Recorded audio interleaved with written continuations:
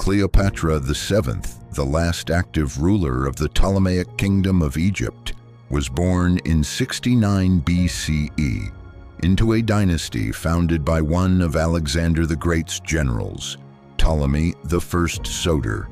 Though Macedonian Greek by origin, Cleopatra would become one of the few in her line to embrace Egyptian culture, even learning the native language, a rare and calculated move that strengthened her bond with her subjects.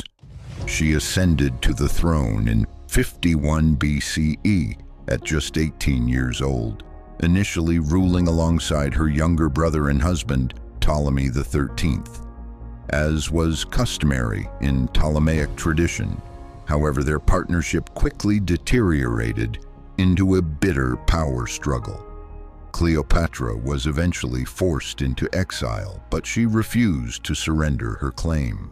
Her fortunes changed dramatically when Julius Caesar arrived in Egypt in 48 BCE, pursuing his rival Pompey the Great.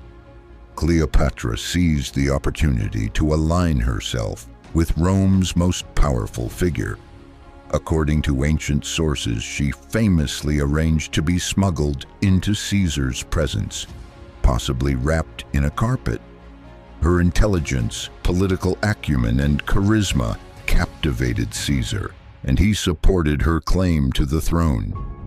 With Caesar's backing, Cleopatra defeated her brother's forces in the Alexandrian War.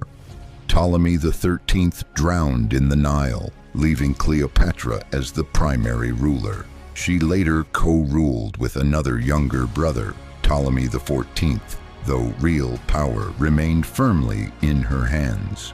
Cleopatra and Caesar's relationship produced a son, Ptolemy XV Caesarion, whom she declared her heir. In 46 BCE, Cleopatra traveled to Rome, where she lived as Caesar's guest. Her presence stirred fascination and controversy among Romans, as she symbolized both exotic wealth and political influence.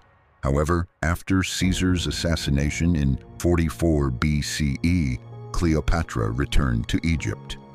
Shortly thereafter, Ptolemy XIV died under mysterious circumstances, and Cleopatra elevated Caesarion as her co-ruler. As Rome plunged into civil war, Cleopatra again positioned herself strategically.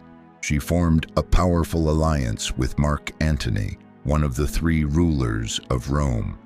Their meeting in 41 BCE marked the beginning of both a political and romantic partnership. Together they sought to consolidate power in the Eastern Mediterranean and challenge the rising authority of Octavian.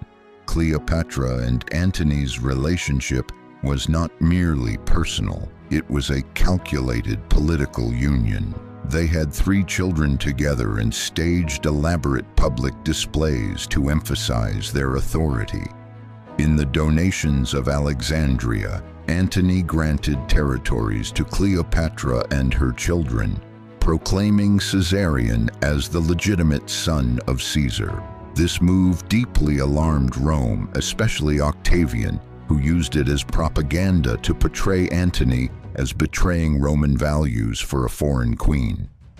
Tensions escalated into open conflict, culminating in the decisive Battle of Actium in 31 BCE. Octavian's forces defeated Antony and Cleopatra's fleet. The couple retreated to Egypt, their power rapidly unraveling as Octavian advanced. In 30 BCE, with defeat inevitable, Antony died, according to tradition, by suicide after receiving false news of Cleopatra's death. Shortly after, Cleopatra herself chose death rather than capture. Ancient accounts claim she allowed herself to be bitten by an asp. Though the exact method remains debated, she was 39 years old. With Cleopatra's death, Egypt fell under Roman control, becoming a province of the expanding empire. Caesarion was executed on Octavian's orders, ending the Ptolemaic dynasty. Cleopatra's legacy has endured for over 2 millennia, shaped by both history and myth. Often romanticized as a seductress, modern historians emphasize her intelligence, linguistic skill, and political brilliance. She was a ruler navigating the immense pressures of a declining kingdom caught between internal instability and the unstoppable rise of Rome. Far from being merely a figure of romance, Cleopatra VII was a shrewd strategist who used diplomacy, alliances, and personal influence to preserve her kingdom for as long as possible. Her life represents the dramatic end of ancient Egypt as an independent power and the beginning of its transformation under Roman rule. In the end, Cleopatra was not just the last queen of Egypt. She was one of the ancient world's most formidable and misunderstood leaders.